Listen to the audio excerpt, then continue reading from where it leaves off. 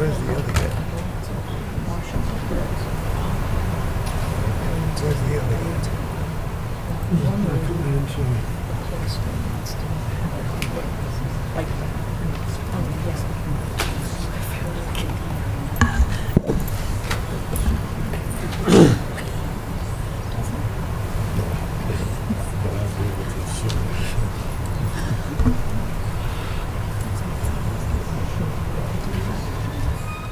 Okay, the meeting will please come to order. This is a duly advertised meeting of the Joliet Zoning Board of Appeals.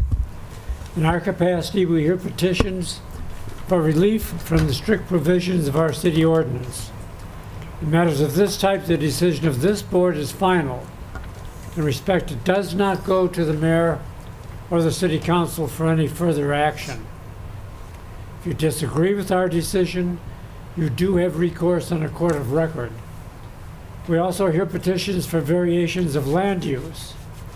In matters of this type, we act as an advisory committee to the mayor and city council, making a recommendation either for or against.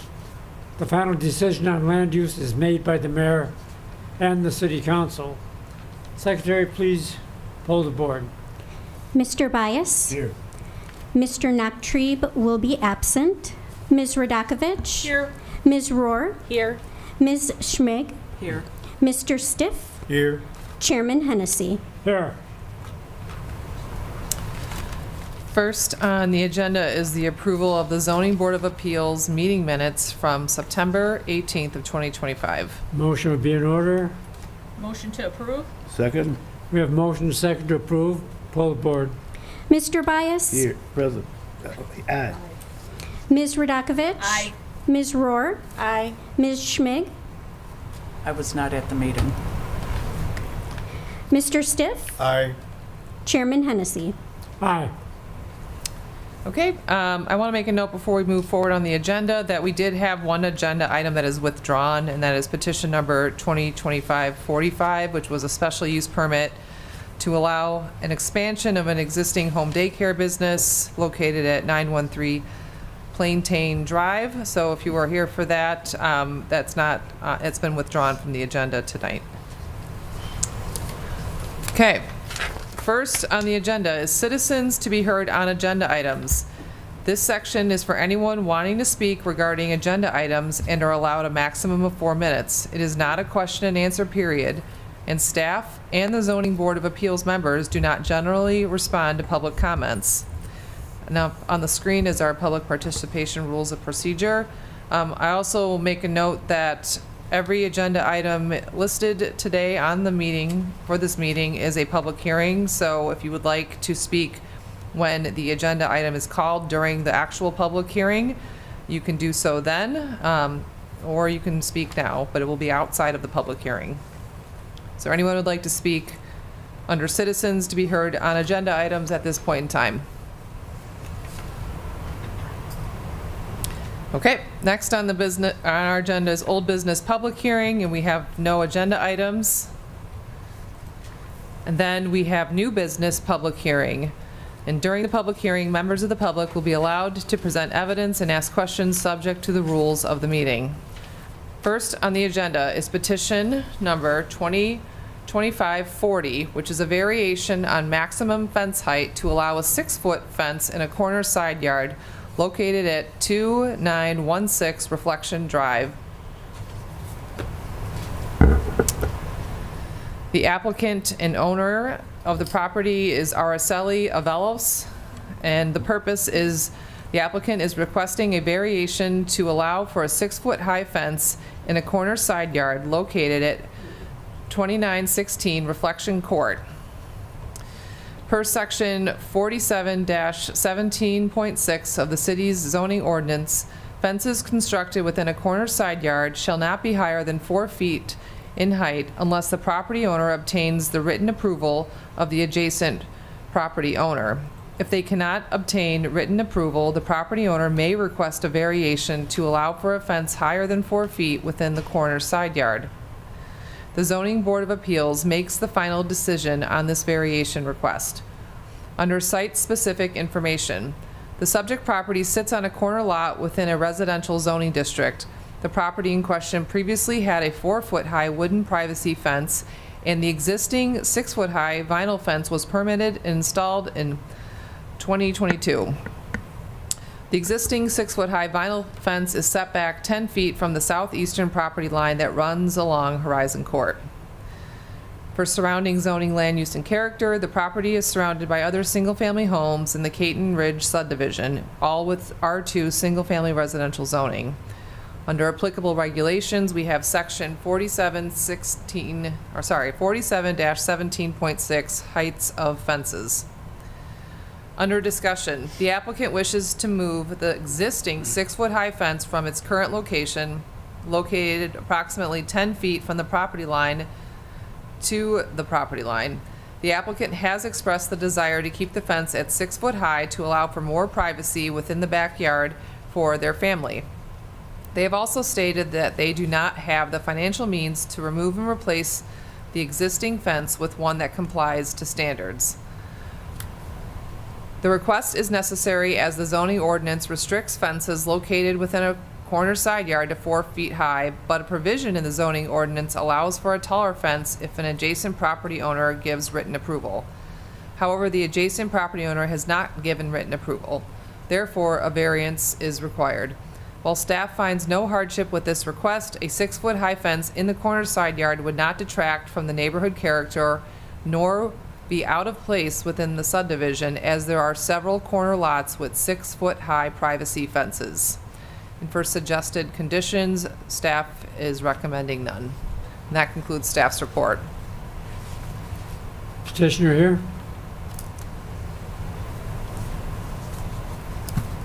Petitioner? Yeah, come forward. Yeah.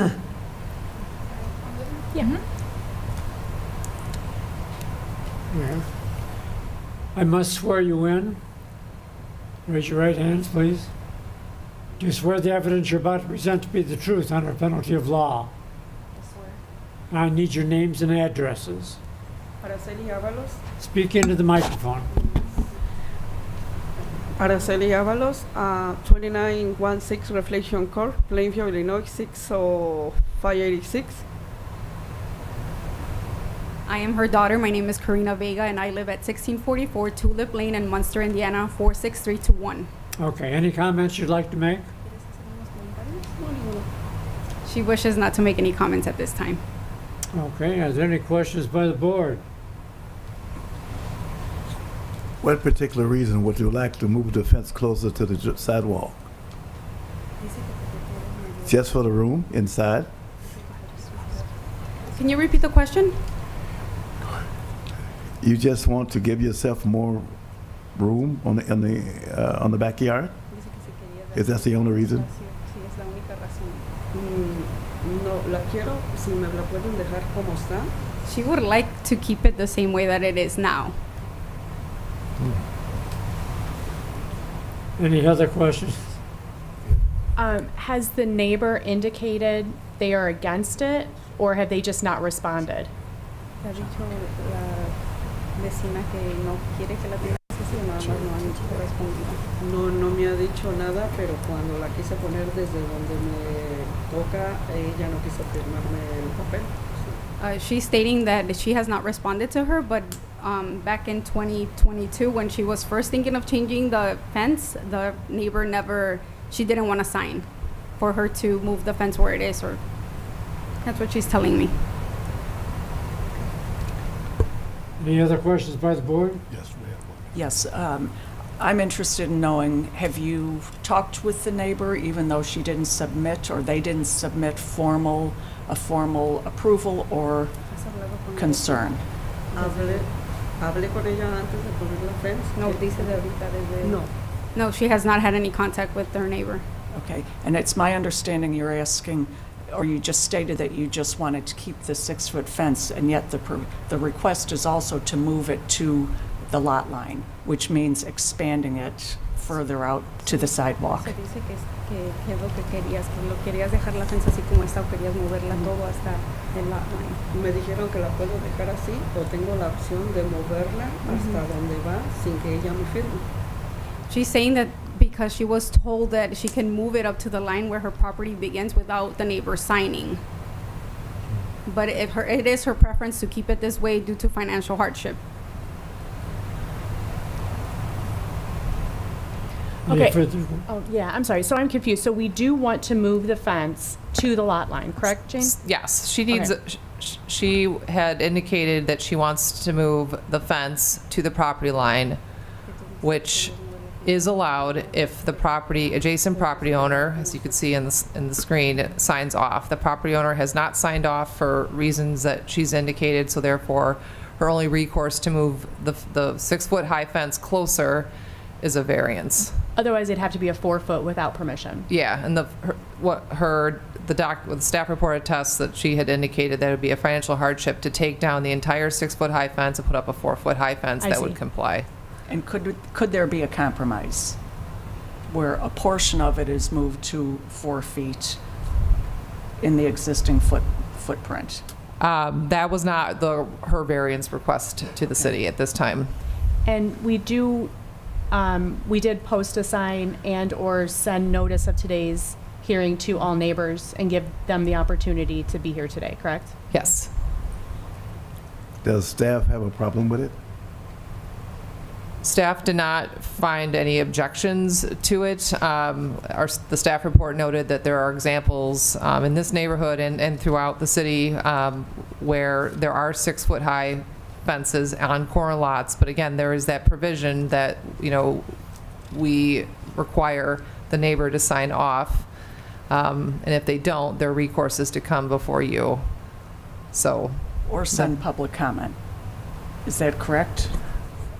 So the public was, again, no, it's fine. This is a good question. The public was notified with who lives within 600 feet of the affected property, and they have an opportunity to send public comments through our public comment email portal. And then those comments are, if they come in advance, up to like a couple of hours before this meeting, they get distributed to the Zoning Board of Appeals members via email. And So- we do have those. So silence gives consent then, right? If it was posted, no one objected, then silent gives consent? But the decision is with you as the Zoning Board of Appeals on this variance request. My understanding is we had one public comment come through the email portal, and it was in support of the request. There was another against. Oh, there was another against? Okay. Any further questions by the board? Is there anyone in the audience wishing to speak in favor? Is there anyone opposed? So the person that was opposed to it or wouldn't sign this in here, we can't even submit that as evidence because you have to be here to be sworn in. We'll keep that in mind when you're voting. Chair close the petition and ask the board for discussion and a motion. I motion to accept. I second. We have a motion and a second to approve the petition. Poll the board. Ms. Radakovich? Aye. Ms. Rohr? No. Ms. Schmig? No. Mr. Stiff? Aye. Mr. Bias? Aye. Chairman Hennessy? Aye. Okay, this request passes with a vote of 4-2, so you can continue to move forward with the building permit application. Thank you. Okay.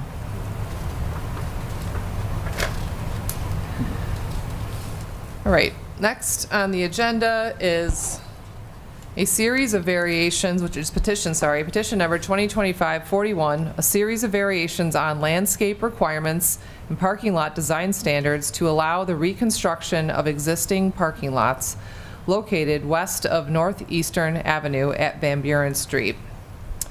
The applicant for this petition request is Joliet Township High School District 204, and they are the property owner. The applicant is requesting the following variations to allow the reconstruction of 3 existing parking lots for Joliet Central High School. The first is a variation to reduce the perimeter landscaping from 10 feet and 5 feet to 0 feet. The second variation is to omit curbed landscaped islands at the end of each parking row. And the third variation request is to reduce required parking stall area from 180 square feet to 162 square feet. The Zoning Board of Appeals makes the final decision on these variation requests. Under site-specific information, the subject site comprises 6 parcels that are approximately 1 acre total and contain existing parking lots for faculty and staff of Joliet Central High School. The south and middle lots are located west of Eastern Avenue between Jefferson Street and Van Buren Street, and the north lot is located at the northwest corner of Eastern Avenue and Van Buren Street. The south and middle lots are separated by an east-west public alley that will remain. The properties are all zoned B3 general business. Based on aerial imagery, most of the parcels have been used as parking lots for at least 30 years. The asphalt lots are currently in disrepair and need to be reconstructed. The existing parking stalls are around 9 feet wide with varying depths.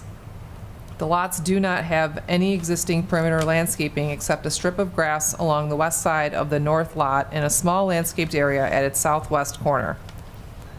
For surrounding zoning, land use, and character, the property is part of the Joliet Central High School campus located east of downtown Joliet. The zoning and land use for the adjacent properties are as follows. To the north is B3 General Business, and it's the Boys and Girls Club of Joliet. To the south is B3 General Business, and it's a Joliet Central High School parking lot. To the east is R4 Multifamily Residential Zoning, and it's occupied by Joliet Central High School, their main building. To the west is Zone B3 General Business, and it is the Joliet Central High School athletic fields, as well as Cornerstone Services, Staff Training Center, and a city-owned parking lot. Under applicable regulations, we have section 47-15E.5A, perimeter landscaping, section 47-15E.6A, interior landscaping of off-street parking areas, section 47-15H.11, minimum recommended parking lot requirements, and section 47-19.8, findings of facts supporting a variation. Under discussion, the approval of the requested variations would allow existing parking lots for Joliet Central High School to be reconstructed similar to their existing conditions.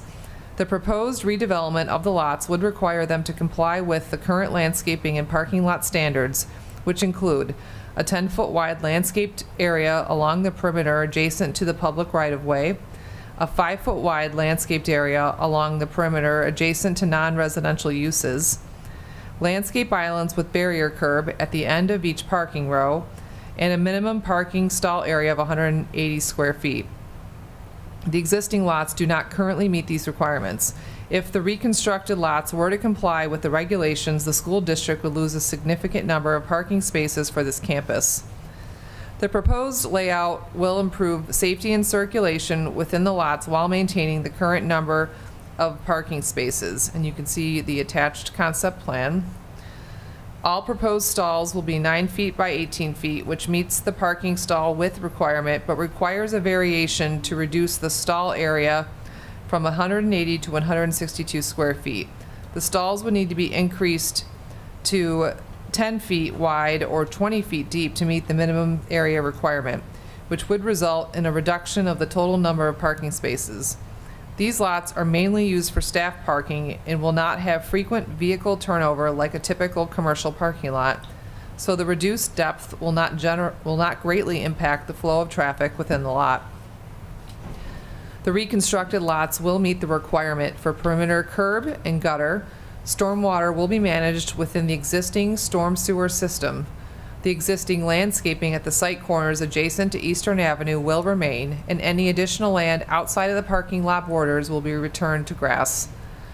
Staff finds that the request meets the variation criteria for physical hardship because adherence to the current parking lot and landscaping standards would cause a significant reduction in available parking spaces. The south parcels are irregularly shaped due to the angle of Eastern Avenue and are separated by a public alley, which limits the possible arrangement of the stalls. Staff also finds that approval of the requested variations will not alter the essential character of the area. The lots are part of a large urban school campus and have existed as parking lots for decades. Under suggested conditions of approval, staff is recommending none, and that concludes staff's report. Petitioner here.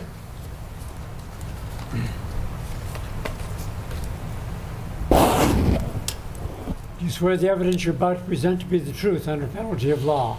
Do. Names and addresses. Joe Hammer, Will Group Engineering. Brian Pachesney with District 204, 794 Sojourn, New Lenox, Illinois. Got the floor. We agree with staff report. We've made a number of concessions around the perimeter to increase the landscaped area from what is there now. The parking lots are in disrepair and do need to be reconstructed. We've done a number of things to improve the traffic flow within the lots and to standardize the lot spaces as much as possible without losing parking stalls.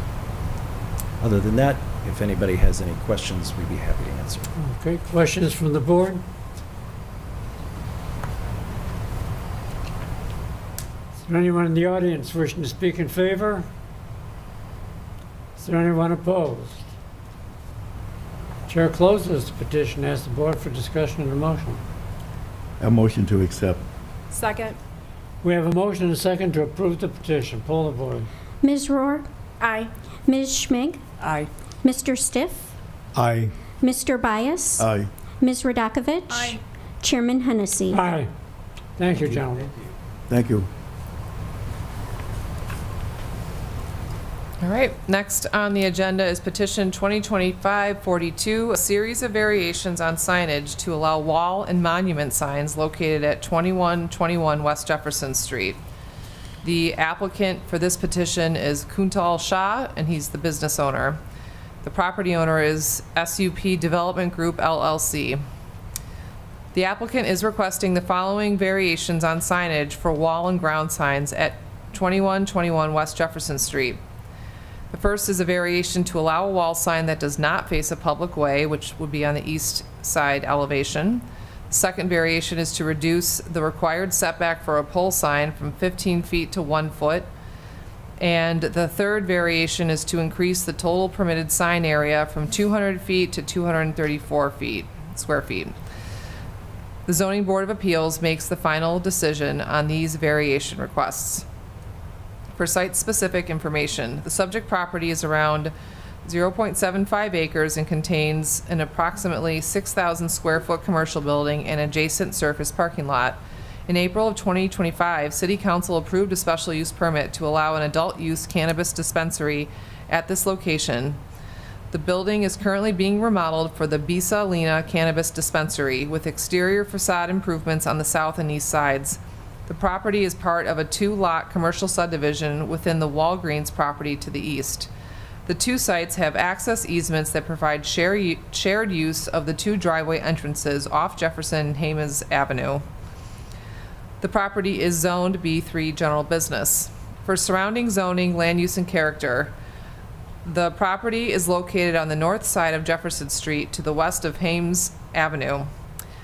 The surrounding properties all have B3 general business zoning and contain the following uses.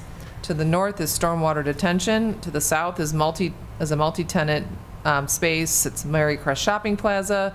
To the east is Walgreens, and to the west is a multi-tenant retail building. For applicable regulations, we have section 47-17.21, which is signs, and section 47-17.21 3, which is criteria for granting a sign variation. For discussion, the petitioner, Kuntal Shah with Veltiste, Illinois, seeks to install 2 wall signs and a new pole sign for their new business at 2121 West Jefferson Street. Both wall signs would be 82 square feet, with one located on the south wall facing Jefferson Street and the other located on the east wall facing the Walgreens lot. The proposed pole sign would be 17 feet tall with a sign area of approximately 70 square feet. Sign renderings are included in the staff report packet. The City of Joliet zoning ordinance does not allow wall signs that do not face a public street in the B3 General Business Zoning District. The petitioner would like to install a wall sign on the east facade to help direct westbound traffic on Jefferson Street to the site. With the addition of a second wall sign, the total proposed sign area for the site is 234 square feet. The site is permitted to have 200 square feet of signage based on the street frontage of having 100 feet, linear feet. Therefore, the petitioner requests variations to allow a wall sign that does not face a public way and to exceed the total sign allotment for the site. Additionally, the petitioner requests a variation to reduce the setback to the pole sign from 15 feet to 1 foot. The setback is measured to the leading edge of the sign. The pole itself will be approximately 5 feet from the property line, and you can see Figure 2 in your staff report packet. The petitioner states that the reduced setback is needed due to existing landscaping on Jefferson Street, which will block the view of the sign for westbound traffic. The proposed pole sign will meet sign visibility requirements. It'll be located just outside of the visibility triangle at the Jefferson Street driveway, and the bottom edge of the sign will be over 7 feet above grade. The existing monument sign on the east side of the driveway will need to be removed if the new sign is installed, since only one ground sign is permitted at this site. Staff finds that the requests for an additional wall sign and to increase total sign area for the site meet the following criteria for sign variations. The proposed use would not be detrimental to the use or development of other property in the area.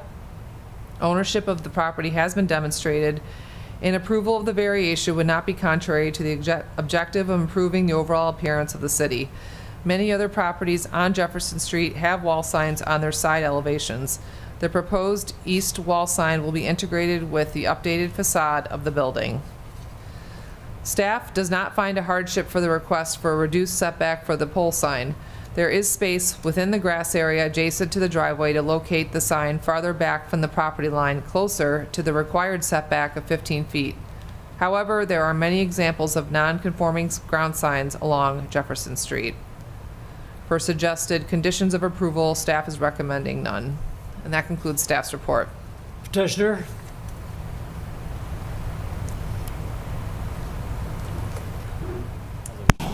Oops.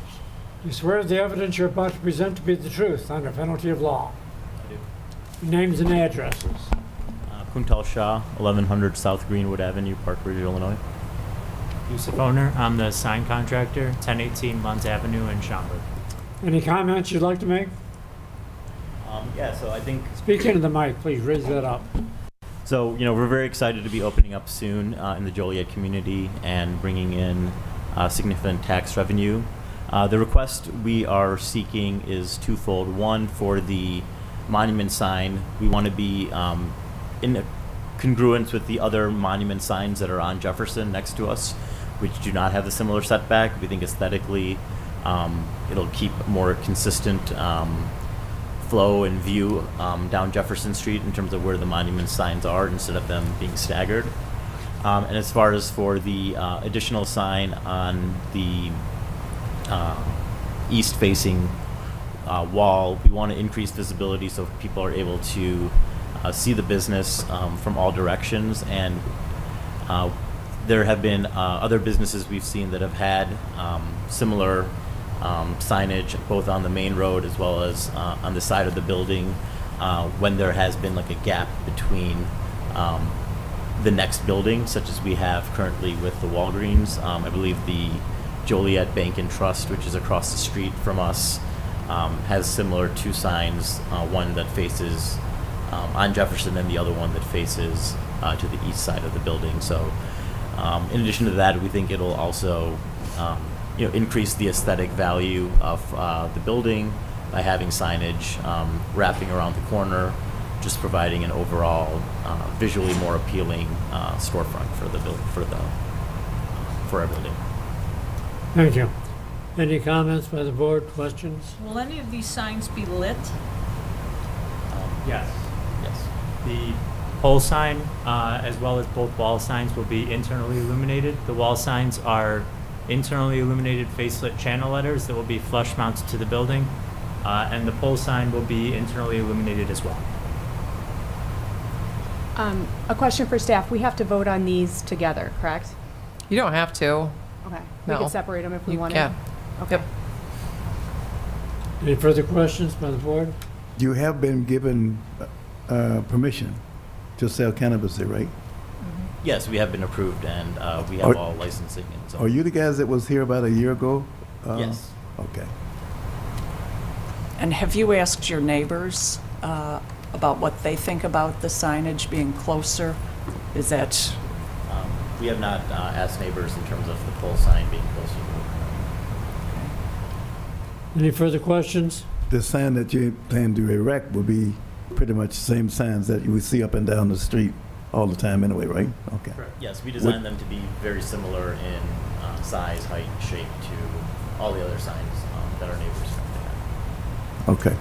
And may I comment that I think it's, while there are a lot of signs on Jefferson Street that were not properly, they didn't follow the ordinance, I don't think we should be responsible for continuing past mistakes.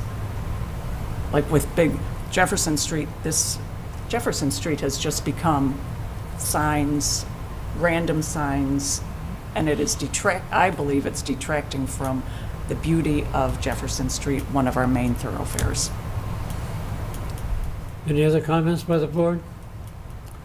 Is there anybody in the audience wishing to speak in favor? Is there anyone opposed? Chair closes the petition and asks the board for discussion and a motion. I'd like to make a motion, but I'd like to separate them. And I'd like to make a motion for the, let's do the monument sign first, and I would like to, You mean the pole sign? Or the pole sign, yes. Okay. Changing to the pole sign, I would like a nay vote on that. So you're decline the motion to deny your motion tonight, that's the Okay. word. Thank you. We haven't called for a motion yet, so. Anyone else? Want to make a motion? Go ahead. Now, do you have a reason for requesting it that way? Yeah, my reasoning is the same as what she had indicated. I personally believe that, number one, it's going to be blocking the sign right next to it, so when you're coming down. My second reason for it is that a business like this, I just don't see people driving down the road and being like, oh, I really need to go to Bisalina's, like they would maybe a Walgreens, where they're driving, or, oh, look, it's a McDonald's. There it is. I think this is more of a planned route, and I don't think we should be adding to the street sign noise that we currently have on Jefferson. That's why I would like to see it, so. So, did you make the motion? I made the motion. We'll Is wait there for a a second? second. Oh, second. We have a motion and a second to deny the petition. to deny the pole sign Deny the variance pole request. sign Then we'll portion vote of on the the other petition. one separately as well. The other sign that's No. going to be asked to be erected, is it closer to the ground? Why? What's the differences? What are the differences between the both of the signs? Can you repeat that for me? I What's can't. the difference between the signs, the both of the signs? What's the difference? Well, right now the motion is for the pole sign. We can talk about the motion, Let's get this one going. We got a motion. it sounds like your discussion item for just the zoning board at this point in time is for the other two signs. Is that your question, sir? Yeah. Okay. I don't know what the other sign is gonna, I missed it someplace or another. I don't know what the other sign, they're asking for, they So asking for two. Okay. there's three variance requests. The first one that's Okay. there's a motion on the floor right now Okay. to deny the request for a The sign pole that- sign. The one that's out next to the street. The existing one is a monument sign, and they're requesting to erect a pole sign instead, and then position it in a manner that is not consistent with our zoning requirements for a pole sign. And then the other two requests are regarding one is the total sign allotment for the site, and then the location of a second wall sign. Okay. So that would be the two other requests that you can vote on after this first. Okay, all right. As long We as have they a get us- motion and a second on the floor. Pull the board. Ms. Schmick? No. Oh, wait. Yes. Yes. Mr. Stiff? No. Mr. Bias? No. Ms. Radakovich? Was that a yes? Okay. Ms. Rohr? Aye. Chairman Hennessy? No. Okay, so the motion to deny the request did not pass. Can I make a second motion for the wall signs now? I'd like a motion. We still have to deal with the whole sign. The Right. motion to deny did not pass. It was 3-3. Oh, I'm sorry. I thought it was, okay, I didn't hear that. I'm sorry. It was 3-3, so it did not pass. Okay. So we still have to deal with that. pole sign. So someone can make a motion to approve it, If and you can, doesn't pass, then it fails. I'd like to make a motion to approve the monument sign. the pole sign. The pole sign. Okay, the pole sign. Okay, I second that motion. yes. We have a second. I second that motion. We have a motion and a second. Pull the board. Mr. Stiff? Aye. Mr. Bias? Bye. Ms. Radakovich? No. Ms. Rohr? No. And Chairman Hennessy. Aye. Wait, did Ms. Schmeg vote? No. Ms. Schmidt? No. And Chairman Hennessy. I said aye. No. I said aye. Okay, so the motion failed, so the variance request does not. So the request for the pole sign did not pass. Okay, ask a point of clarification. What's your clarification? Is this for the not having the setback for the pole sign? This was just the pole sign instead of the monument. That was the motion. Or if I can say something, actually in the zoning ordinance, as far as I understand, we are allowed to have a pole sign. We were petitioning to decrease the setback of the Sure. pole sign. So, if you want to come work with staff for a pole sign that meets our requirements, we can work with you on that. Okay. Yep. Thank you. So now we have the other remaining two variance requests, which is a variance to allow a wall sign that does not face a public way. Let's go with that one. And I would like to make a motion to approve the proposed wall sign. We have a second. Second? We have a motion and a second to approve. Pull the board. Mr. Bias? Aye. Ms. Radakovich? Aye. Ms. Rohr? Aye. Ms. Schmig? Aye. Mr. Stiff? Aye. Chairman Hennessy. Aye. Okay, so the variance for the second wall sign has been approved. And that brings us to our third variance request, which is to increase the total permitted sign area from 200 feet to 234 square feet. Motion be in order. Motion to approve. Second? We have motion and a second to approve. Pull the board. Mr. Bias? Aye. Ms. Radakovich? Aye. Ms. Rohr? Aye. Ms. Schmick? Aye. Mr. Stiff? Aye. Chairman Hennessy. Aye. Okay, so those two variance requests were approved, and you can continue to work with the city on your sign permit request through the building division. Thank you very much, everyone. Okay. Thank you. Just before you guys leave, could I ask a question? Yes. What's the prospective sell amount that you think you might be selling per year? We're hoping between $12 to $20 million net sales a year. And the city take would be about 3%. Sorry, 3%. about 3%. So that would be, let's say we go with the $20 million number. That's, I think, 600,000. Per year. Yes. Okay. That fast math. Thank you, gentlemen. Thank you very much. Thank you. You get a math quiz when you come to us. Okay. Next on the agenda is petition 2025-43, a series of variations to allow construction of a new commercial building located at 103 and 105 South Briggs Street and 1522 East Washington Street. Again, let's see here. The applicant is Amin Panjwani. The applicant is the property owner. And the applicant is requesting the following variations to allow the construction of a two-tenant commercial building and associated drive-through at 101 South Briggs Street. First is a variation to reduce perimeter landscaping from 10 feet to 0 feet on the east side. The second is a variation to reduce perimeter landscaping from 10 feet to 5.5 feet on the north side. The third is a variation to reduce perimeter landscaping from 5 feet to 2 feet on the west side. The fourth variation request is to reduce required parking stall area from 180 square feet to 165 square feet. The Zoning Board of Appeals makes the final decision on these variation requests. Under site-specific information, the subject site is around 0.84 acres and comprises 4 lots at the southwest corner of Briggs Street and Washington Street.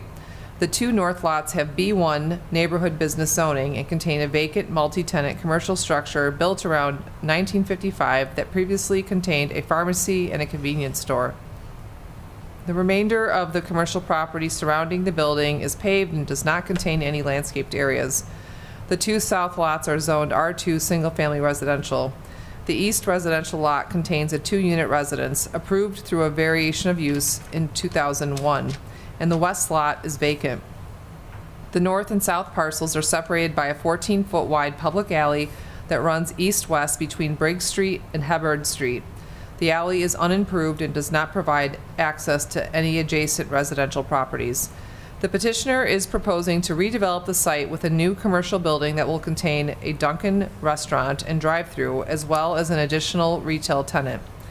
The proposed redevelopment requires a subdivision of land, a vacation of the public alley adjacent to the parcels, and a partial zoning reclassification. The proposed subdivision would create 2 lots, a larger north lot approximately 122 feet by 203 feet, with B1 zoning for the commercial development, and a smaller south lot with R2 zoning for the existing residence, which will remain, and you can see that on the screen here and in your staff report packet. The subdivision, vacation, and reclassification petitions are scheduled to be heard later this afternoon at the October 16th Plan Commission meeting. The proposed development also requires approval of a drive-through permit. Joliet City Council reviewed and approved the drive-through permit for the proposed Dunkin' restaurant at their meeting on October 7th of 2025. For surrounding zoning, land use, and character, the property is located at the southwest corner of Briggs Street and Washington Street. The surrounding zoning is a mix of residential, commercial, and institutional uses. The zoning and land use for the adjacent properties are as follows.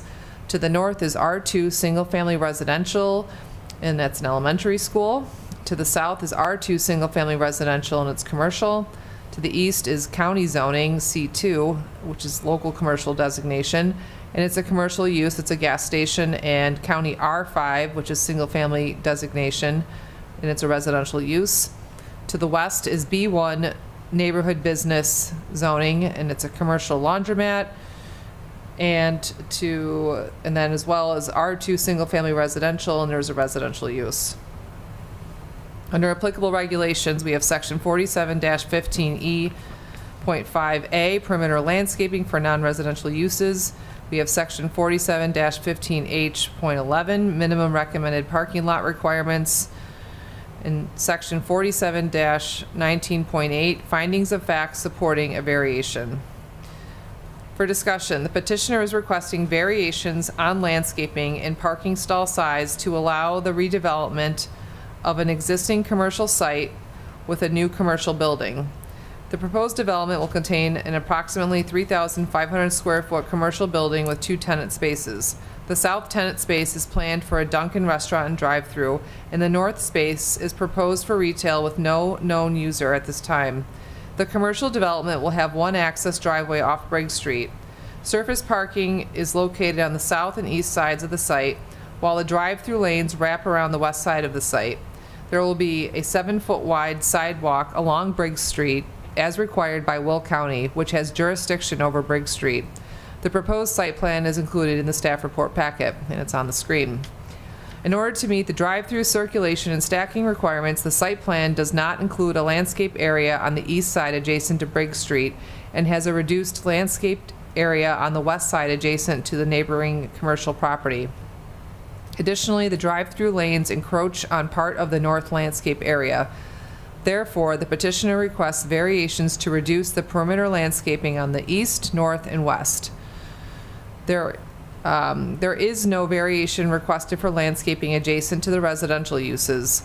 The development will include the required 15-foot landscape area and solid fence adjacent to the residential properties on the lower west and south sides. The site plan includes 18 parking spaces, which meets the off-street parking requirement for this proposal.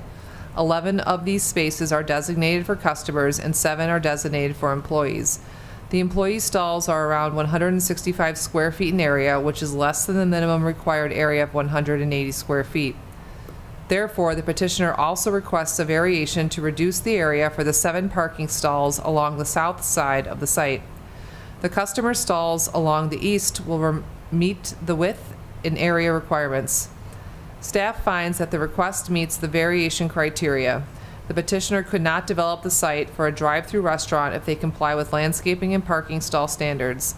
The site is small for a modern commercial development and is located on the corner of a major intersection, which limits potential access points and requires additional landscaping and sidewalk compared to an interior lot.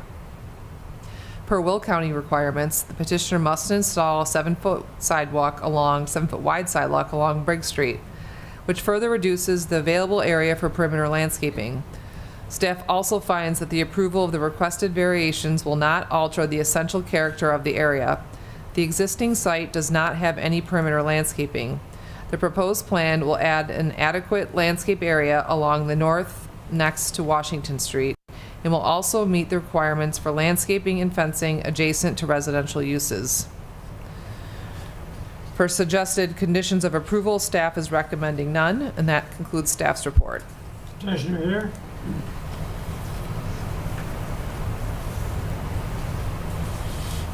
My name is Swear the Mike. evidence you're about to present to be the truth under penalty of law. Yes. Name and address. My name is Michael Caldwell. I'm with Caldwell Engineering at 1316 North Madison Street in Woodstock, Illinois. Go ahead. I believe the staff report summed it up very well. One of the things I did want to point out with regard to the employee parking, one of the reasons we are having a smaller width of the employee parking is so we could have a landscape island that's not required by the village or the city. So we're just trying to add landscaping wherever we can on this property. Thank you. Questions by the board? So the existing building will be a total tear down, right? That is correct. Okay. Any other comments? We had a public comment asking, could you put in a bicycle rack? I have no objection to putting a bicycle rack, but I would have to talk to my client before we move forward. The only real feasible spot to put a bicycle rack would be in one of the landscaped areas. That would be on the northeast portion of the building there. We're certainly willing to talk to staff and work with staff about something like that. If it works, I'm all for bicycle. And apparently there are a lot of bicyclists in the area, and Old Plank Road bike path is close by. So it could be to your advantage. Bicyclists. Huh? Oh, good. Any other comments? When will it be shovel ready? The sooner it's approved, the sooner we can submit our final engineering plans. We're working on the final engineering plans now. We've been authorized to do that, to try to move the process along. I would anticipate this would be a spring start. Any other comments from the board? Is there anyone in the audience wishing to speak in favor? Is there anyone opposed? Chair closes petition and asks the board for discussion. Any motion? Motion to accept? Second. We have a motion and a second to approve the petition. Hold the vote, please. Ms. Radakovich? Aye. Ms. Rohr? Aye. Ms. Schmig? Aye. Mr. Stiff? Aye. Mr. Bias? Aye. Chairman Hennessy. Aye. Okay. Thank you. Thank you very much. Thank you.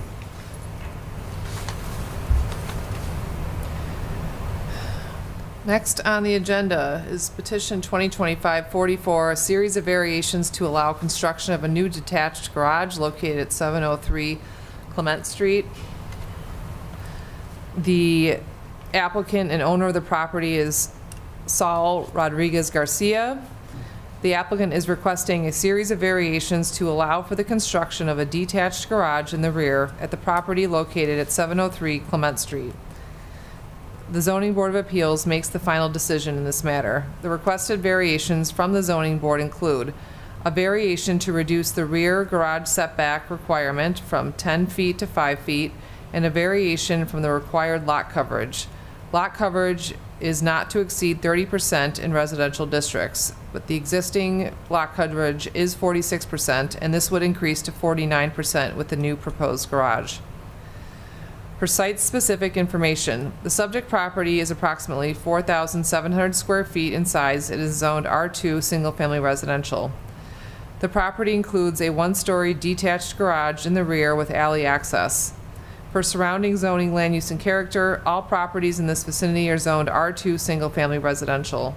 Most properties have detached garages with alley access or front yard driveway access. Under applicable regulations, we have section 47-6.4, R2 Single Family Residential Yard and Lot Requirements, and then section 47-19.8, criteria for granting a variation.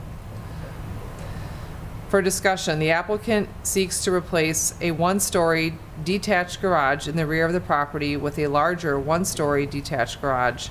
The existing garage is 247 square feet in size and large enough for a single car. The proposed garage will be 400 square feet, which will allow for 2 cars to be parked inside. The property has an existing non-conforming lot coverage of 46%. Lot coverage is not to exceed 30% in residential districts. Therefore, the applicant seeks a variation on lot coverage to increase to 49% to allow for a larger garage. The existing garage is located on the property line in the rear as well as the side property line to the north. The applicant would like the new garage to be in the same general area. The zoning ordinance requires a 10-foot setback when the garage access is from the alley. The zoning ordinance also requires a 3-foot setback from the side yard property line. The proposed garage will exit to the alley to allow for easier ingress and egress of vehicles and will be set back 5 feet from the property line and 6 feet from the side property line to the north. Therefore, the applicant must obtain a setback variance because the proposed garage will not require to the 10-foot setback from the alley. Floor plans and building elevations for the proposed project are included in the staff report packet. Staff finds that the hardship for this petition stems from the non-conforming lot size created by a blanket rezoning by the city that does not meet current standards and does not allow for the practical use of the property without requiring these 2 variation requests. For suggested conditions of approval, if the zoning board desires to approve these 2 variation requests to allow a 400 square foot, 20 feet by 20 feet detached garage, the following conditions should be included: that a building permit shall be obtained prior to construction. And that concludes staff's report. Petitioner here.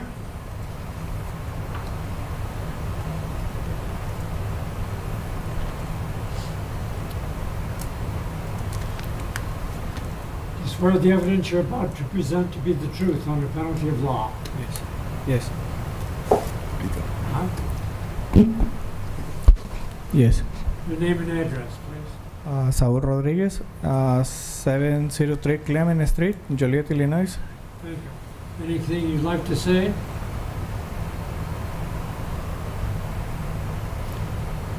Do you have any comments you'd like to make?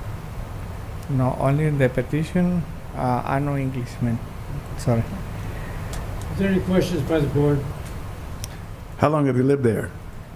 4 years. It looks as if the one that you're going to construct is in line with the garage directly behind it. I know English. Yeah. Could you repeat the question, Mr. Bias? It seems as if from the picture that the setback from the city is going to be, from the street is going to be about the same as the ones all along that alleyway, right? His proposal, the request in front of you, is to step the garage access back 5 feet. Currently, it's at 0 feet from the property line, which 10 feet is our modern day requirement for garages that exit into an alley. So all the garages, the line of garages that you're looking at in this picture are all non-conforming with the setback. This is all due to the age of the properties. Anything in that area is going to have the same problem. Right. Right, because he's choosing to reconstruct. Today or for today's construction.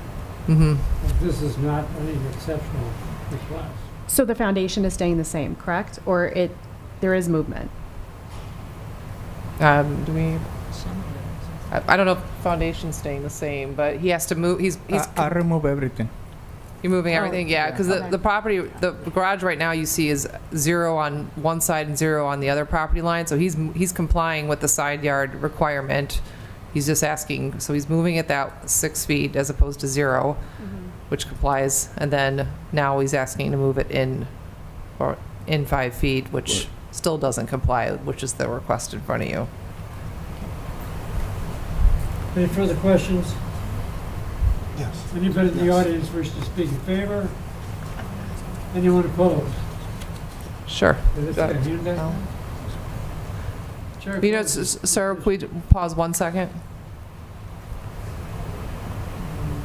No, pues solamente quería ver si me daban la petición, pero todo está en el papel. Y aún así que es lo que ellos deciden. Okay. Gracias. All right. Chair Yes. closes the petition, asks the board for discussion of the motion. Motion to approve. Second? We have a motion and a second to approve. Poll the board. Ms. Rohr? Aye. Ms. Schmig? Aye. Mr. Stiff? Aye. Mr. Bias? Aye. Ms. Radakovich? Chairman Hennessy. Aye. Okay, your request is approved, so continue to work with the building division on your permit. Thank you. Thank you.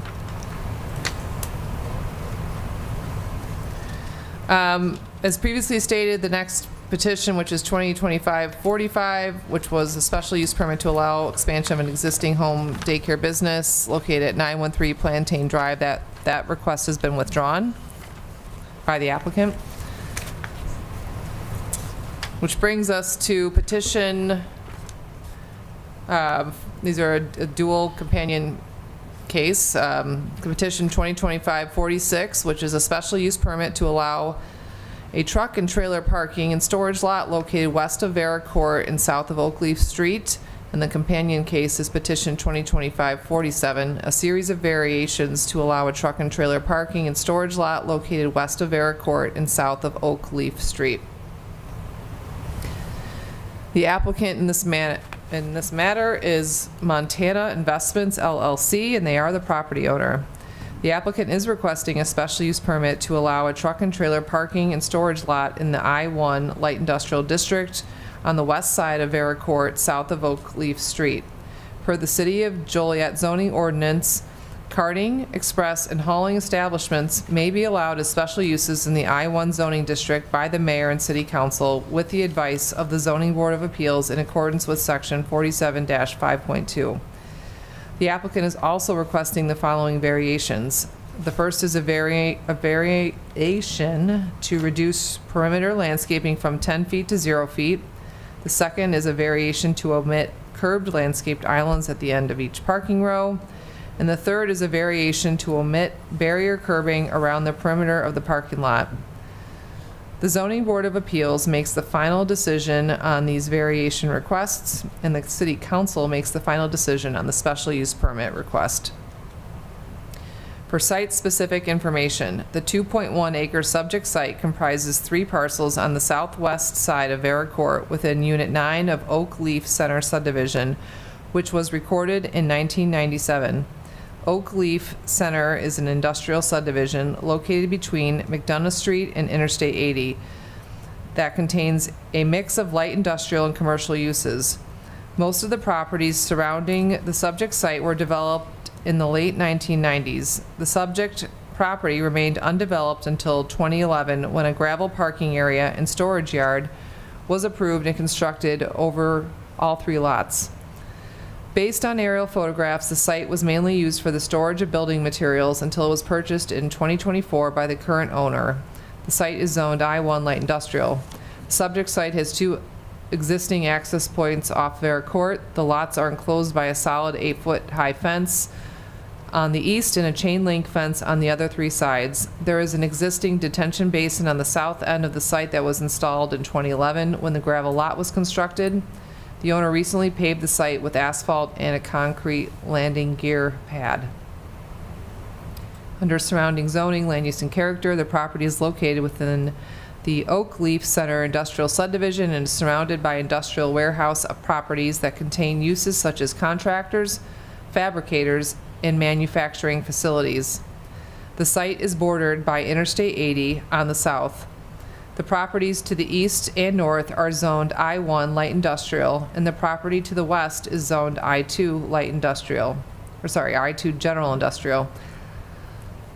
Under applicable regulations, we have section 47-14.2A D, special uses in all industrial districts, section 47-15E.5A, perimeter landscaping for non-residential uses, section 15E.6, landscaping of off-street parking areas, section 47-5.2C, criteria for issuance of a special use permit, and section 47-19.8, findings of facts supporting a variation. Under discussion, the petitioner and property owner, Montana Investments LLC, is requesting a special use permit to allow a parking and storage lot for trucks and semi-trailers.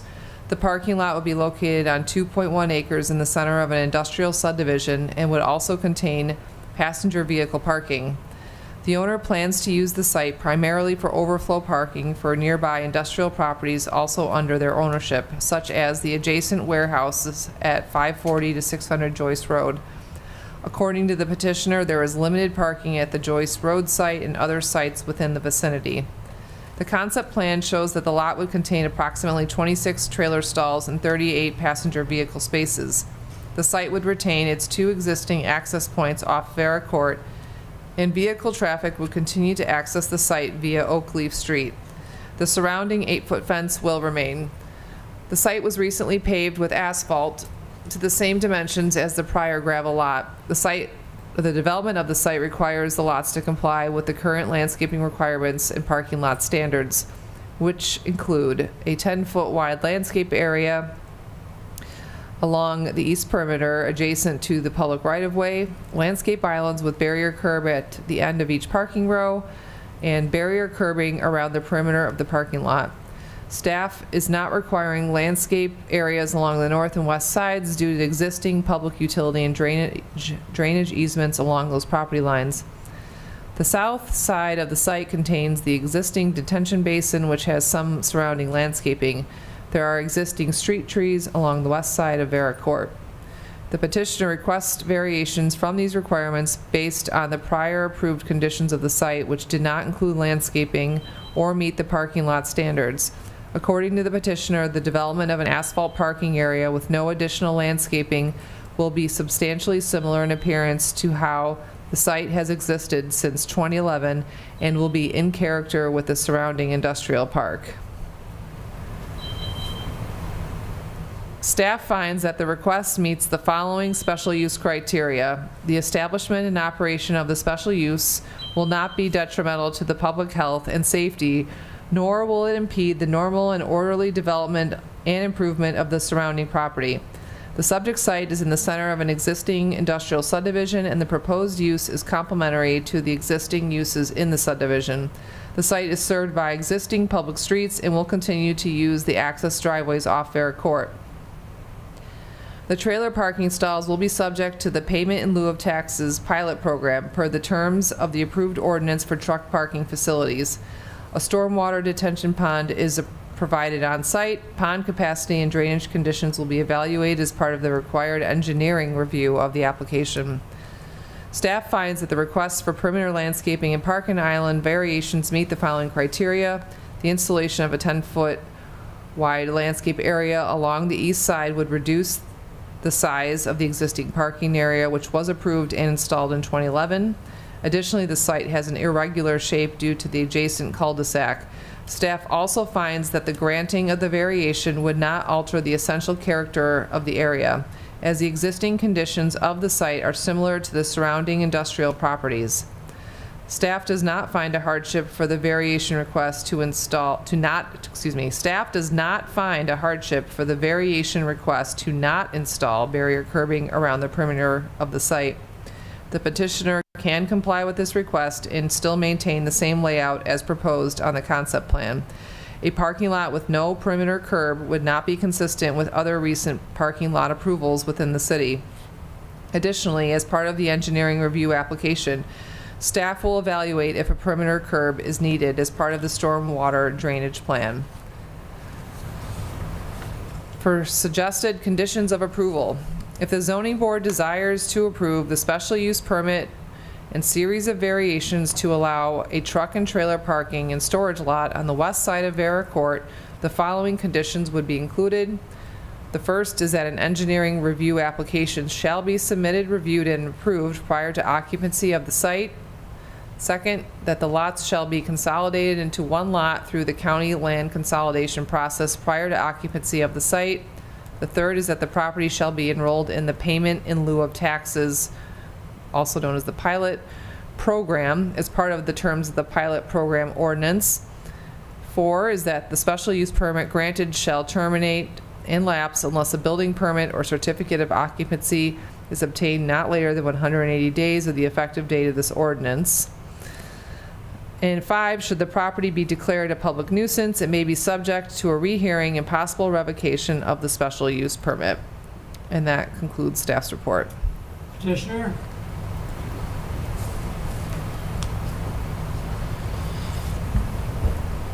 You swear the evidence you're about to present to be the truth under penalty of law. I do. Names and address. Nathaniel Washburn, 111 North Ottawa Street with KGG LLC. I'm the attorney for the applicant. Charles Sharp, 300 Shorewood Lane, Shorewood, Illinois. I'm the applicant. Any comments, gentlemen? We stand behind staff's report. This is a slightly irregularly shaped lot. It's in an existing subdivision. My client owns the adjoined or contiguous, not really adjoined, Joyce Road facility and other properties in the area. And as the aerials of the region show, there is limited parking for the already existing warehouse uses. And with these lots in the configuration and location they are, we feel that this would be a good use for this property to service the already existing facilities in the area. Thank you. Any comments on the board? Could your staff elaborate on pilot, please? Can you talk more loudly? Could you elaborate on the pilot? What? The pilot program. The pilot program? Yes. The pilot program, which stands for Payment in Lieu of Taxes, charges a fee per stall, and it's a fee that the city collects in recognition that because the lot does not have a building that would pay property taxes, that this is an alternative way to generate some benefit to the city, for things that would go, trucks and stuff that would go on our roads. Okay, all right. First I've heard of that, okay. Any other questions by the board? Is it already ready to go into action? Do you have to pave it? Is it already set? So the lot was, I believe what brought this to the city's attention was the paving of the lot. It was an existing gravel lot. My client owns many properties, and they're aware that Joliet code requires asphalt or paving. Right. And since it was, in our view, a non-conforming gravel lot, they undertook to pave it. After, I believe, staff became aware of that, there were, my client was notified, and therefore we're here just trying to clean up, this lot and site. But it is currently paved, as was shown in the aerial photo. But the rest of, but it's not being utilized or occupied pending all of this. Okay. Any other comments? Is there anybody in the audience wishing to speak in favor? Anyone opposed? Chair closes the petition and asks the board for discussion and a motion. Motion to accept. Second. We have a motion and a second to approve the petition. Hold the board. And petitions or just, right? This is for all of them? Okay. No, let's take the two and then the one. Well, just to be clear, is this for all of them, or are you doing variations separate from the special use? The variation separate. Okay, so the motion, we want to redo the motion then? Yeah, Just make sure what we're voting on? Pick out which one you want. We can do the variation first. Motion to accept the variation. Okay, this is on the variation of yours. I second. We have a motion and a second. Hold the board. Ms. Schmick? Aye. Mr. Stiff? Aye. Mr. Bias? Aye. Ms. Radakovich? Aye. Ms. Rohr? Aye. Chairman Hennessy. Aye. Okay, variance requests are approved. Is there a motion on the special use permit request? I'd like to make a motion. I'd like to make a motion with special permits be in order. Be accepted. We have a second? Second. We have a motion and a second to approve. Call the vote. Ms. Schmick? Aye. Mr. Stiff? Aye. Mr. Bias? Aye. Ms. Radakovich? Aye. Ms. Rohr? Aye. Chairman Hennessy. Aye. Okay, so the variance requests were approved and those can move forward and then, or they're decided. Your special use permit request will be scheduled for a future city council meeting and that tentatively will likely be November 18th. Thank you. What's the parking, how many parking spaces for trucks? 26, I believe. 26? Okay. Thank you, gentlemen. Thank you, guys. Next on the agenda is petition 2025-48, a series of variations to allow continuation of a landscaping business located at 18 Henderson Avenue. The applicant in this matter is Anastasio Lopez. He is the property owner. The applicant is requesting the following variations to allow the continuation of a landscaping business that has operated on the subject site since 2012. The first is a variation to reduce the required landscape easement for the screening of outdoor storage areas that are adjacent to a public street from 30 feet to 0 feet. The second is for a variation to reduce the perimeter landscaping the perimeter landscaping of the lot adjacent to a public right-of-way from 10 feet to 0 feet. And the third variation request is to allow an existing parking lot with gravel surface in lieu of Portland cement concrete or bituminous concrete surface. The Zoning Board of Appeals makes the final decision on these variation requests. Under site-specific information, the subject property is approximately 2.9 acres in size and contains a historic industrial warehouse building with limestone facade that was built in the 1920s. When the applicant purchased the property in 2012, he converted the building into an office for his landscaping business. The remaining excess acreage on the property has been used for storage of landscaping materials and cars and trucks. The property contains a dense line of trees along its southern border, which is directly adjacent to the Rock Island Line railroad right-of-way. Additional industrial uses border the property to the north and east. The property's frontage along Henderson Avenue is directly across from residentially zoned properties with several detached single-family residences in the nearby vicinity. Under surrounding zoning, land use, and character, the zoning and land use for the adjacent properties are as follows. To the north is I-1 light industrial, and it's a warehouse. To the south is county I-2 zoning, which is their general industrial designation category, and it's railroad right-of-way. To the east is I-1 light industrial zoning designation, and it's a warehouse manufacturing use. And to the west is R2 single-family residential zoning with parking lots. For applicable regulations, we have section 47-15E.12, landscaping of outdoor storage areas within industrial districts. Section 47-15E.5A1, perimeter landscaping for renovations and rehabs. Section 47-17.17J, off-street parking regulations. Section 47-19.8, findings of facts supporting a variation. City staff was alerted by several zoning code violations pertaining to the storage of vehicles on the site. Staff views the existing landscaping business as an allowable contractor shop use within the I-1 light industrial zoning district. However, the manner in which the use operates at this location is not in compliance. The requested variations would allow the applicant to continue to operate his business at the subject property in an orderly and compliant manner. The attached site plan shows the extent of the proposed outdoor storage area for the landscaping business.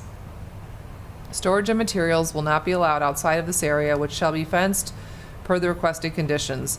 The surplus area on the property's west side will not include outdoor storage or parking. It will be required to be returned to grass. The driveway approach leading to the property from Henderson Avenue will also need to be paved with either concrete or asphalt. The main building also contains several windows that need to be enclosed with a neutral color plywood to secure the building. Lastly, storage of trucks that are unrelated to the business on the subject property will not be allowed. For suggested conditions of approval, staff is recommending, 1, that the applicant shall install a 6-foot tall to 12-foot tall fence around the proposed material storage area within 6 months of the effective date of the requested variations. 2, that all items kept for storage shall be located within the material storage area. 3, that all items intended for storage shall be stored in an orderly manner not to exceed the height of the solid fence. 4, that the driveway apron leading out to Henderson Avenue and extending into the main parking area as indicated on the attached site plan exhibit shall be paved with Portland cement concrete or bituminous concrete within 6 months of the effective date of the requested variations. 5, that non-parking areas as indicated on the attached site plan exhibit shall be returned to grass within 6 months of the effective date of the requested variations. 6, that the property owner shall board up all window openings on the main building with neutral color plywood to secure the building within 2 months of the effective date of the requested variations. And 7, that the property shall not retain semi-trucks or truck trailers that are unrelated to the business. And that concludes staff's report. Petitioner there? Been sworn in, sir. Go ahead. Nathaniel Washburn for the record, KGG LLC, 111 North Ottawa Street.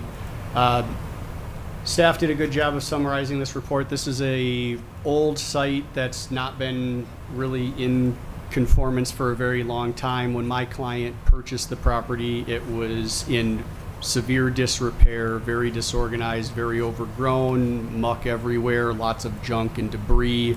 Over the course of his ownership, he's undertaken to clean up the property, and be it that it was I-1 industrially zoned, he wasn't aware until staff approached him about these violations that he wasn't in code compliance. Since finding out about the violations and the issues with the property, he's continued to undertake and invest money.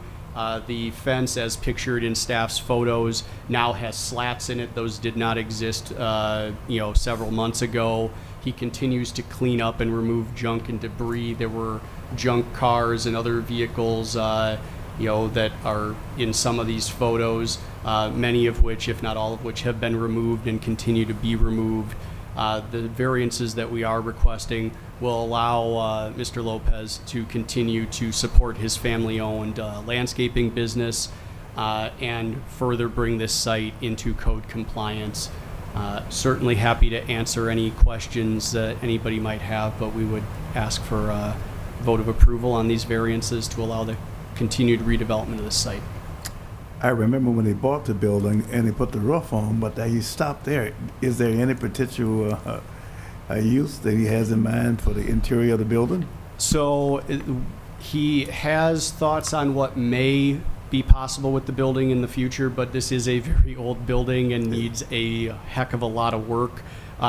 If these variances are approved and we can get the site code compliant, I believe the next step will be to try to reinstall electrical service and potentially water service, neither of which is currently appropriately functioning on the site.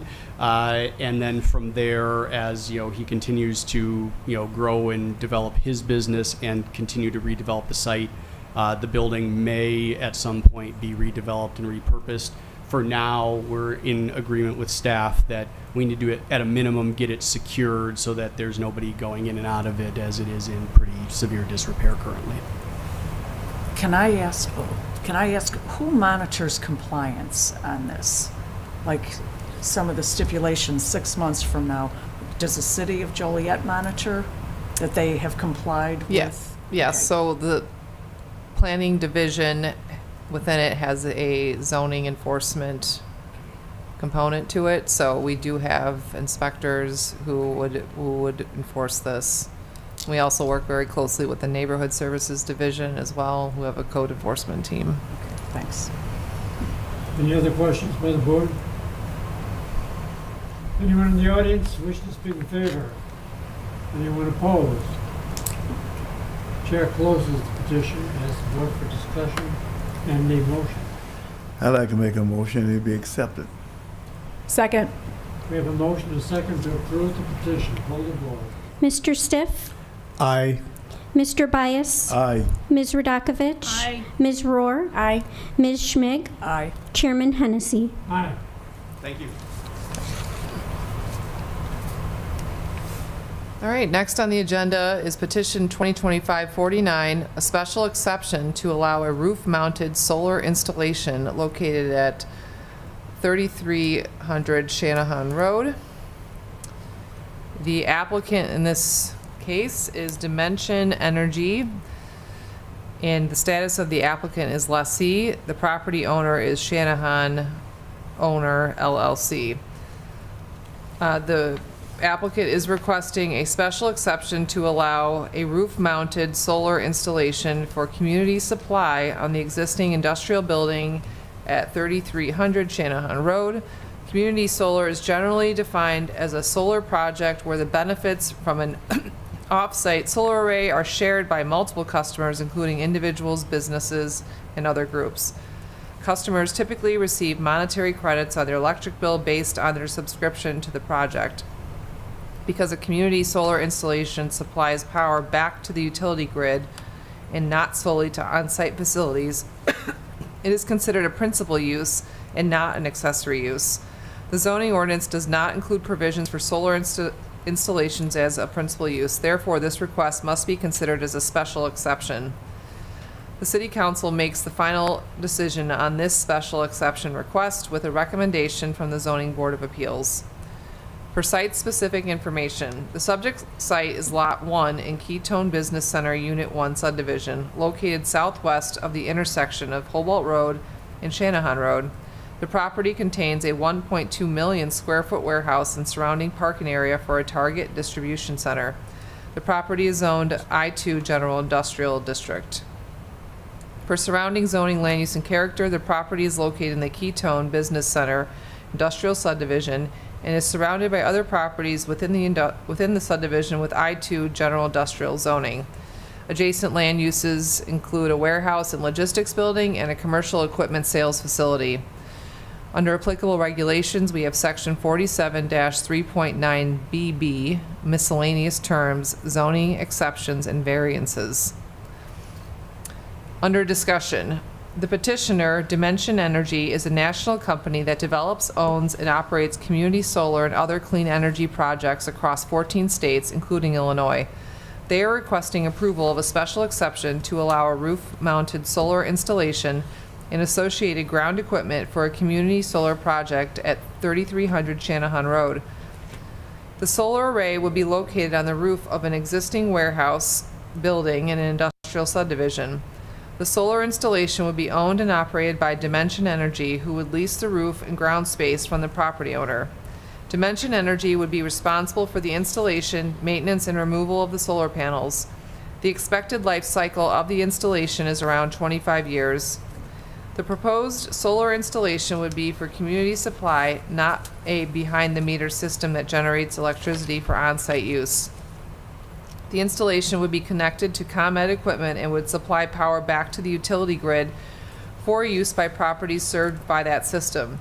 A community solar project is supported by subscribers who receive credits on their energy bill for their share of the program. They do not receive electricity directly from the solar installation. Subscribers can be individuals, businesses, municipalities, nonprofits, and other groups. For this project, subscribers would need to be located in ComEd's Illinois utility territory. The physical arrangement and appearance of the installation would be very similar to an accessory solar installation that serves the building. The rooftop panels would not be visible from the ground, as they would be set back from the edge of the building and only rise about 1 foot above the roof surface. The ground equipment is similar to the equipment used for a building's electrical service. Dimension Energy proposes 2 installations on this building, one on each half of the roof, to be owned by 2 separate LLCs. Each installation would have an enclosed equipment area on the side of the building. There will also be an equipment area for ComEd's ground equipment on the north corner of the parking area near the access driveway. The ComEd equipment would not be enclosed but would be painted dark green for minimum visibility. Examples of recently completed Dimension Energy roof-mounted solar projects and their their equipment are shown in figures 3 through 7 in the staff report packet and on the screen. Staff does not believe that the proposed solar installation will have a negative effect on the area. The physical appearance is similar to a permitted accessory installation and is not out of character with an industrial site. The petitioner will have a lease and an agreement with the property owner that addresses maintenance, installation, and removal of the installation. The petitioner will be required to obtain all necessary building permits for the proposed project. For suggested conditions of approval, if the zoning board desires to approve the special exception to allow a roof-mounted solar installation at this location, the following condition will be concluded, and it's that a building permit shall be obtained. And that concludes staff's report. Petitioner here.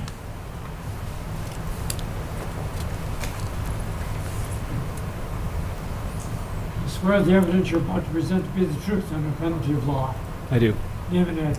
Cale Skagen, 3050 Peachtree Drive, Northwest, Suite 350, Atlanta, Georgia, 30305. I've got a presentation to give you a little more information about the project and community solar in general. The staff report did a really good job of covering the installation, so thank you for that.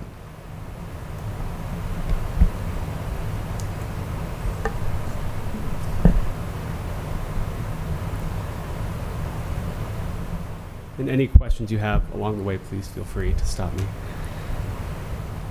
This is on Route 6? That's right, yeah. The entrance to the building is off Route 6. From the scuba factory next to it? The one where they used to make the electric buses? I'm not sure if that was the one that's next to it. It's the building one in from Route 6. The really big Target building.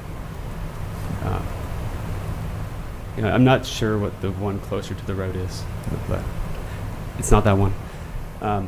My name is Cale Skagen. I'm the project developer for this facility. I'm with Dimension Energy. We've been around since 2018, and as the staff report says, we own and operate community solar projects around the country. We are a little different than some other developers in that we own the projects all the way through commercial operations, so we're highly motivated to do a good project, stay in good graces with the city and counties where we operate, because we are the long-term owner. So it's not a quick flip like some other developers are. We're the long-term owner. Our fleet of solar projects aims to reduce electricity bills for subscribers, deliver clean, locally produced energy, and provide tax revenue for the city, which I will summarize in a later slide. Community solar, just a quick overview. Basically, it's like a ledger. The projects contribute solar to the grid, contribute energy to the grid. That's read by the ComEd meter, kept track of by ComEd, distributed to subscribers of the project. Only one customer can take up to 40% of the offtake of any given system. That would be like a huge commercial account, because it will make a lot of power. But most of it is smaller sections of the power generated. And all the systems operating in the state contribute to the larger amount of power put on the grid that can be subscribed to. So that is municipal accounts, that is commercial accounts, residential accounts. Anybody who has a ComEd bill can take part in the program. And that's a state program. I don't need to belabor the point. I can share this presentation later. Again, the subscribers of the program are really anybody with a ComEd account. The projects are designed to be in full compliance with all national, state, and local codes. So, it's a really strict standard that we are held to electrically for these projects. They do last 25 plus years. So it's all outdoor rated equipment, all very robust construction that meets and exceeds any code. Overall layout of the site. This ground equipment here is our equipment, so that's the customer-owned equipment that will be enclosed, typically in a chain link fence with privacy slats. The ComEd equipment is closer to the street. That is not able to be enclosed, but as Jane mentioned, that's going to be their standard green equipment, so it's pretty low profile. It's really what you would see in any other building electrical service. It doesn't know whether it's solar or not. It's just electrical switches. You've got the pin here. It is zoned I2, and it is heavily industrial. So there's not any neighbors living nearby the project. It's all industry and some wooded area. The project is 2 individual projects. They could proceed independently. We would like to build them both, but if for whatever reason only one can proceed, they are 2 separate projects owned by 2 separate special project vehicles, which is an entity, an LLC that owns each project, totaling 10 megawatts AC. The majority of the project, what you can see here, is located on the roof. So the solar panels, they're about a foot or less off the roof, not able to be seen from the ground. The only thing that's going to be visible from the ground if you were to walk around the building is this ground equipment. And even the ground equipment, the ComEd equipment, is over 500 feet off the road. So I drove by. It was pretty clear in the photo, in the staff report as well. It is just, you would not be able to see it from the street. It's there's some foliage, some terrain that would block it from view.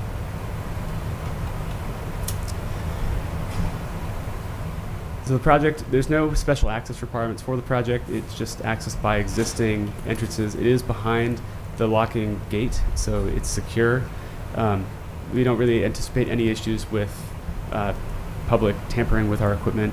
It's going to be locked anyway, but it is already behind the customer gate. There's going to be some signage with emergency and owner contact information for the system, so that'll be our service center if anybody does have an issue with the system or need access. But there also will be a ladder to the roof to access it, and that is locked, so that's not going to be able to be publicly accessible. We will provide a locking box for the fire department to access the disconnect switch, just like any other building electrical service would have.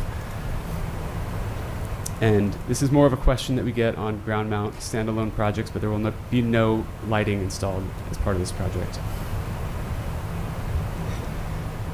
The equipment on the rooftop consists of solar panels and inverters. So these are the devices that convert the DC electricity when the sun is shining into AC. And the green routes there are the conduit paths down to the roof. The inverters do make some sound. There's some cooling fans in the inverters. Only audible during the day when they're producing, but given their placement on the roof, they're not going to be audible from even the ground level. You really can't hear them from even rooftop unless you're right close by. So no concern about noise, and they are set back from the center, toward the center of the roof. Let's see here. And there will be a little bit of electrical work at the ground level. Conduit will run down the side of the building. It can be painted to match the building, and it'll be undergrounded to our equipment pad. And from that point, it is all underground, so you will not see any electrical infrastructure outside of that fence.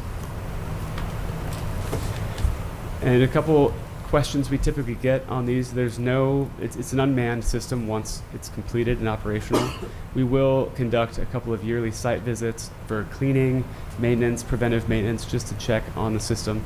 But once they're built, it's not a traffic generating busy facility. It really should not be accessed. Nobody should know it's there.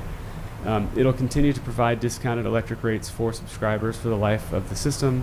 And again, that is residences, commercial accounts, can even be municipal accounts. And over the life of the system, over 20 years, likely longer, the first 20 years it should result in about $940,000 in tax revenue for the city and local entities. That is excluding the county. Including the county, it's about $1 million. That's just showing the project in relation to the surrounding zoning. Our current status with ComEd, we've submitted the application to ComEd, and it's actually been approved. So we have an interconnection agreement with ComEd. We've not signed it yet. It's due to be signed by the end of next month. But both systems have been approved by ComEd at this point. Any upgrades that are associated with the project, and there are about $1 million in upgrades per project, are borne by the project entity. So that does not get passed on to ratepayers, ComEd ratepayers, taxpayers. That is all borne by Dimension Energy. And there are no new, in this case, distribution lines or poles outside of the project site. So our equipment on these projects is ground mounted, so there's no poles, and it uses the existing infrastructure. So there are some power lines along Route 6. Nothing new will be added. It's using those existing infrastructure. Timeline of the project. Through the end of this year, we're going to be signing that interconnection agreement with ComEd that allows them to start their final design and planning any upstream upgrades that need to happen for the project. Q1, Q2, 26 is going to be pre-construction activities, so that's project engineering, getting the building permit, as mentioned, and procuring equipment. Mid-year, around Q2, Q3, will be construction start, and then the majority of the project should get done within the first few months physically, but there is some extended timeline for ComEd to do their monitoring upgrades. We just are on their timeline at that point, but the majority of the construction will be done in 26. It will likely not be operational till the first part of 27. And just a little bit of a breakdown of the taxes here. You can see see that in more detail. You'll notice year one is not like an even 20-year, it's not an even proportion of the overall 20-year taxes. It does step down over the course of the project each year, and that's just due to the reduced value if you were to reclaim the system. So first year it's brand new, year 20 it's less valuable. So that's how that step down is calculated. But you'll see on the far right column, over the life of each system, it's about $500,000 total. $470,000 goes to everything, every line except for that Will County line. The majority is the school district, School District 30C, and the high school district. Any questions?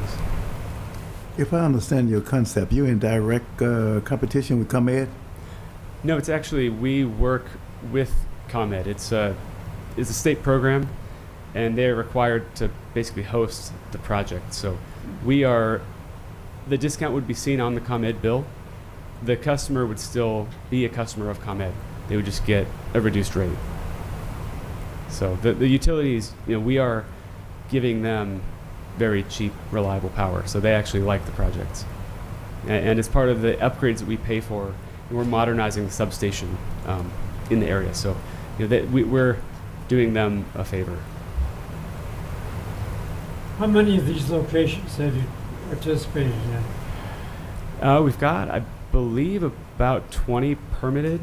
I think about 6 are in construction right now. We've got quite a few more rooftops being permitted. So they tend to be in areas that are less saturated with solar. So we just got one permitted in New Lenox down the street. There's a handful of them coming down the line. I think I've got about 20 to 30 more in development right now. And most of these were in the Southwest, or? There's a lot of them in the Southwest. Do you mean in Illinois or in the country? Nationwide. Illinois is a really big market right now. It's a very favorable state. The program is just really, really good. There's a lot of support from the government. Iowa, Minnesota, Wisconsin, they're all kind of coming right behind. There's a big market in Virginia, Pennsylvania, New York, New Jersey. California has been a big market. It has kind of stopped. They're not doing this type of project anymore in California. Any other questions by the board? Yeah, just one other. If I personally wanted to use your product, I would discontinue ComEd and... No, you'd stay with ComEd. You'd keep, any utility keeps their customer, you would keep your ComEd account. It would be a subscription through, I believe the Illinois Shines program is how you would identify your local provider and project. But you would keep ComEd, you would make a separate subscription, but I believe it's a single bill. So it would just come as a line item as a reduction on your bill. So there's no investment, no upfront cost for participants, and that's why that's what is the intent of the state's program, because a solar system may have a long may have a high upfront cost and a long payback period. So it's a way to get savings from solar without making an investment. But you would stay with ComEd for sure. Percentage-wise, if I left ComEd and went with you, percentage, how much would I save? You wouldn't leave ComEd. You would stay with ComEd. And it depends on a lot, income bracket, a lot of different statuses. Minimum 10%. It can be higher. It can be up to, I believe, 30 or 40 for certain subscribers, certain entities that qualify. But you would stay with ComEd or Ameren or whoever is your utility provider. Yeah. Any other questions? Anybody in the audience wishing to speak in favor? None up. What's the design weight Up. of this? Sir, come up here. Sir, Weight of the, come up to the podium, please. You must be sworn in, sir. my name is Ron Sweat No, from Elwood. please raise your right hand. You swear the evidence you're about to present to be the truth under penalty of law. I do. So say yes. Yes. Name and address. Name is Ron Sweat. I'm from Elwood. Just sitting here, I just couldn't resist asking, what is the design weight for that warehouse? What's the weight of the solar panels? And then what's the total weight of the snow value that could end up there? Yeah. It's a good question. That's our first calculation, is to get a structural feasibility report. So we've got the plans for the building, but we've also had a site visit to verify the condition of the building to make sure that all the members are still in good shape, and they are. So the systems are, it sounds pretty staggering. They're each about 1 million plus pounds, so they're really, really heavy. It's a ballasted roof, so we actually remove some of the ballast, some of the gravel ballast, because the solar acts as a ballast replacement. So that's a very specific calculation. We don't remove more ballast than we need to, but yes, it does. We have a stamped structural report showing that the building is viable and how much ballast we have to remove. That also does take into consideration the snow drift. So the snow drift has been calculated, like on the edges, it does accumulate. So the panels are set back enough in strategic locations to not exceed the building's weight with the snow. So that is our first and most common kind of project killer, is buildings that can't support the weight. But these ones can. It's a new building, and we're very confident it's got plenty. The ballasted roofs are extremely heavy anyway. They're about 14 pounds per square foot at their heaviest. So you can remove about half of that, and that gives a lot of room for solar. Does that answer the question? Anyone else wishing to speak in favor? Anyone opposed? Chair closes the petition. Asks the board for discussion and a motion. Thank you. Motion to accept. Second. We have a motion and a second to approve the petition. Poll the board. Mr. Bias. Aye. Ms. Radakovich. Aye. Ms. Rohr. Aye. Ms. Schmig. Aye. Mr. Stiff. Aye. Chairman Hennessy. Aye. All right, that request will move forward to the November 18th City Council meeting. That's when it'll be tentatively scheduled, so please work with staff on that request. Thanks. Next on the agenda is old new business, not for final action or recommendation, to which there is none, which brings us to public comment. This section is for anyone wanting to speak regarding non-agenda items and are allowed a maximum of 4 minutes. It is not a question and answer period, and staff and the Zoning Board of Appeals members do not generally respond to public comments. On the screen is the public speaking procedures. Please note, speakers who engage in conduct injurious to the harmony of the meeting shall be called to order by the presiding officer and may forfeit the opportunity to speak. Is there anyone here who would like to address the Zoning Board of Appeals at this time? All right, with that, that brings us to adjournment. Motion to adjourn. Motion. Second. We have motion and a second to adjourn the meeting. Poll the board. Mr. Bias. Aye. Ms. Radakovich. Aye. Ms. Rohr. Aye. Ms. Schmig. Aye. Mr. Stiff. Aye. Chairman Hennessy. Aye. Thank you. Thank you. Pleasure to meet you.